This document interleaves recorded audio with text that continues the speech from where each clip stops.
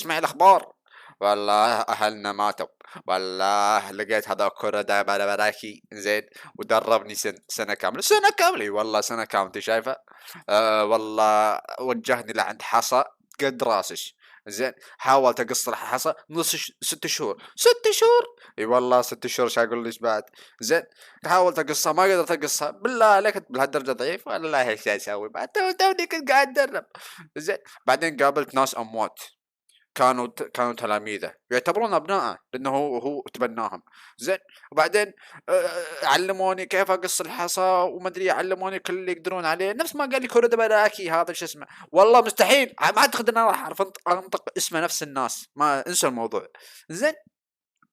وبعدين كل مرة كل ليلة أقعد أنا أكتب في شو اسمه مدونات، ما أدري مذكرات، ما أدري سيرة حياة أسلافي، أقول يا أختي العزيزة إنني أنتظرك كل ليلة لكي تستيقظي ولكن لم تستيقظي، والله لقد بقيت أنتظرك زمنا من الزمنين، لقد إنها مدة طويلة، ولكن لم تستيقظي ولكنني لم أستسلم.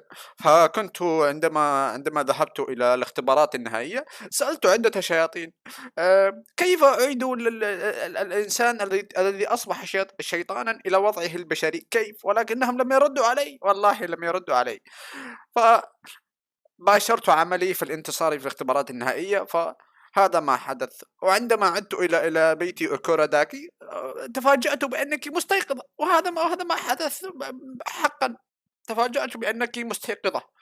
فعندما تفاجأت بأنك مستيقظة حاولت الجري باتجاهك، لكنني كنت تعبان لأنني قطعت كيلومترا واحدا في 15 سنة، كنت تعبانا والله، فاستغرق مني الكيلومتر الواحد كل هذا الوقت، كما لكنني التصقت بالمثل أو الحكمة التي تقول أن تصل متأخرا خير من أن لا تصل أبدا، فبقيت أحرث الدرب، فوصلت وحاولت أن أجري باتجاهك ولكني تعبت وسقطت.